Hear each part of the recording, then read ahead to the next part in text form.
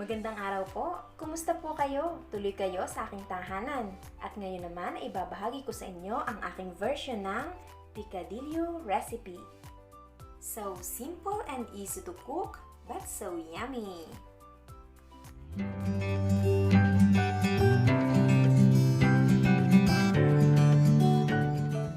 At para sa ating mga ingredients, kakailanganin natin ng potato, ground beef, bell pepper, ketchup, onion, raisins, carrots, garlic, beef broth, salt and pepper, tomato paste, and green peas. Magpainit ng mantika sa kawali at papulahin ang ating giniling na karne.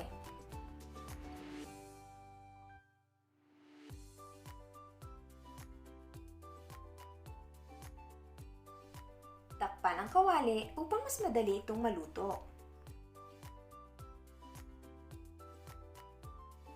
Lagyan ng asin at paminta nang sa ganon manuot na agad ang lasa nito sa karne.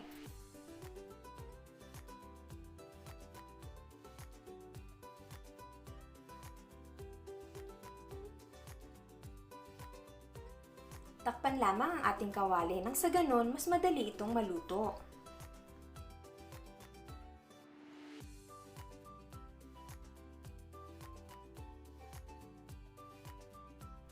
Ngayon naman ay igisa na natin ang ating bawang at sibuyas.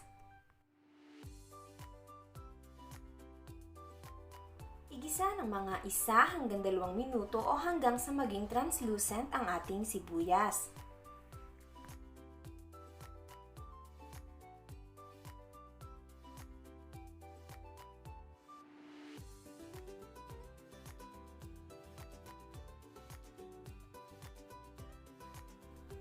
Ngayon naman ay ilagay na natin ang ating tomato paste. 2 hanggang 3 kutsara ang inilagay ko dito. Nilagyan ko rin siya ng ketchup. Gusto ko kasi yung lasa ng ketchup, manamis-namis siya. Hindi ko na kailangan gumamit pa ng sugar. Haluin lamang hanggang sa maging coated na ng tomato paste ang ating karne. At magpantay na ang kulay nito. Ngayon naman ay ilagay na natin ang beef broth. Pwede rin kayong gumamit ng tubig at lagyan nyo na lang ng seasonings na available sa inyong mga kusina. Takpan hanggang sa kumulo.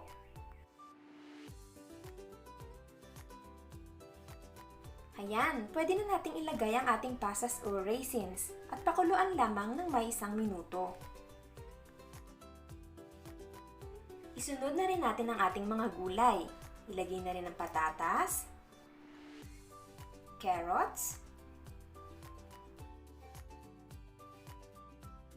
at haluin lamang ng bahagya bago naman natin ilagay ang ating green peas. At dahil frozen green peas ang ginamit ko, magpuproduce ito ng tubig. Hindi na kasi ako nagdagdag ng tubig dito. Ngayon naman ay ilagay na natin ang ating bell pepper. Inihuli ko ang gulay na ito kasi mas madali siyang maluto kaysa sa mga nauna nating gulay. Haluin lamang ng bahagya at takpan na natin upang mas madaling maluto ang ating mga gulay. Mas magiging saucy rin siya kasi magpuproduce din ng water ang ating bell pepper.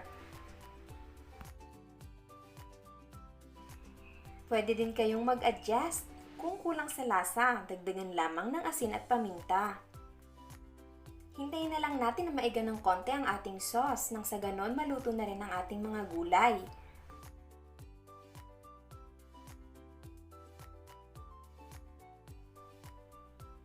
Ayan, luto na ang ating picadillo. Isa ito sa mga paborito kong ulam. Bukod kasi sa napakasarap nito, ay napakadali ring gawin. At ito nga rin pala ang ginagawa kong palaman kapag gumagawa ako ng empanada na paborito ng aking asawa. Sana po ay nagustuhan nyo ang ating recipe for today. Maraming salamat sa patuloy niyong pagsuporta at kung hindi pa kayo nakasubscribe, paki-click lamang ng subscribe button at ng notification bell para naman maging updated kayo once na mag-upload ako ng bagong video. Paki-like na rin po kung inyong nagustuhan. Maraming salamat po. Hanggang sa muli. Bye-bye!